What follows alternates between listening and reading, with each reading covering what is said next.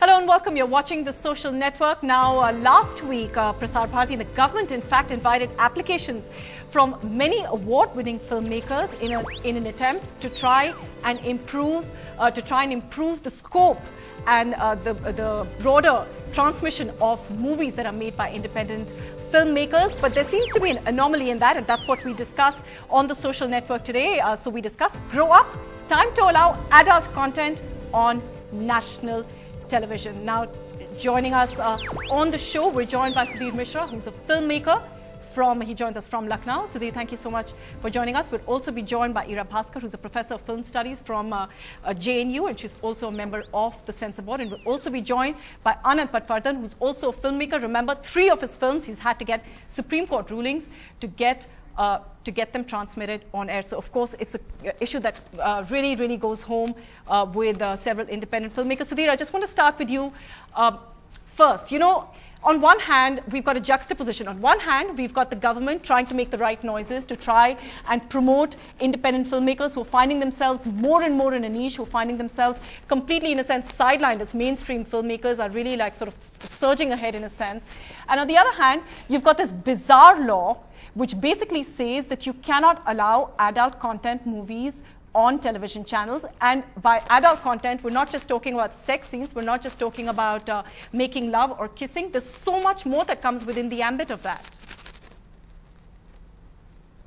Yeah, true. And it's kind of strange because, you know, in the 80s and 90s, a lot of films were possible only because of, say, something called the Doordarshan premiere, and we made films which had a lot of political content, and they were not comfortable for the government at all. And you know, even serials like Tamas, you know, the films like Damul, you know, I mean, all of them were, you know, shown on television and made for very interesting and varied kind of viewing. I mean, I find this really odd that, you know, I mean, maybe, you know, it's a family hour or whatever, so you could find another slot. And once you identify a slot, you can say that this has a certain content which parents may, you know, be careful about their children watching or whatever. Though I think, you know, for example, every child should see Hazaro Khwaishein Hai, I think, or Anand's films. You know, they make for, you know, very. You know, I mean, they're films that provoke you, make you question, make you, I mean, it's, if I may say so, even educative in the best sense of the word. And after all, isn't cinema or all these things about provoking the head, and isn't it very profitable for children to grow up thinking and having alternate points of view? So I find this really, I mean, as a public service broadcaster, I think it's the job of Doordarshan and other channels as well to show to try and do that. But I think which may not be comfortable. Yeah. Okay, Sudhir, I'm just going to bring in Ira Bhaskar. Ma'am, I mean, of course, you're you're also not just a professor of film studies, but you're also somebody who's on the Censor Board. You know, Sudhir is obviously talking about the fact that adult content includes so many issues that are so much more wide-ranging than just a roll in the sack, in a sense. And, you know, we've seen so many movies which have been taken off air and so many channels which have had, you know, penalties slapped on them because of that. But break this myth to our viewers about what adult content is and what does it include, and why is some of it really significant to some of the movies that are actually made by independent filmmakers? Well, as you've already said, adult content will include issues of sexuality, violence, extreme violence, and politically sensitive and politically inflammable material.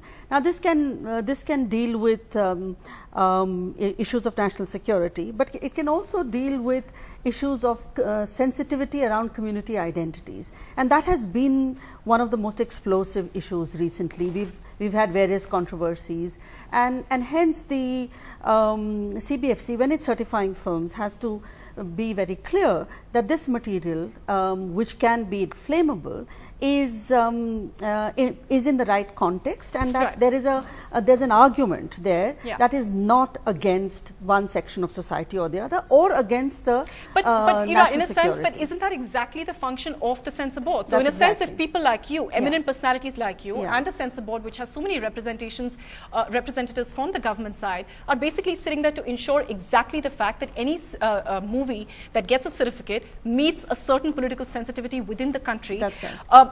So in a sense, I think the reason why many independent filmmakers, and we're joined by, in fact, Anand Patwardhan, who joins us from Mumbai. Thank you, Anand, for joining us. We know that, of course, you've had a history. You're one of the most renowned people who's had literally fought his way to ensuring that his movies are carried on television, and also one of the few people who's managed to get them on television without any cuts. Of course, your recent movie, The Holy War and The Sun. Tell us a little bit about how hard the struggle has been and why you feel vindicated and why it was so important to get that movie, to get your documentaries on air without any cuts. The movie is called, that you're referring to, is called Father, Son and Holy War, and it's not recent. It was made in 1995, and then it took me 10 years going to court, to the Bombay High Court and then to the Supreme Court, because there were problems getting the censor certificate. Once I got the censor certificate, the film won a national award, and on the basis of that I went to Doordarshan and said it should be telecast.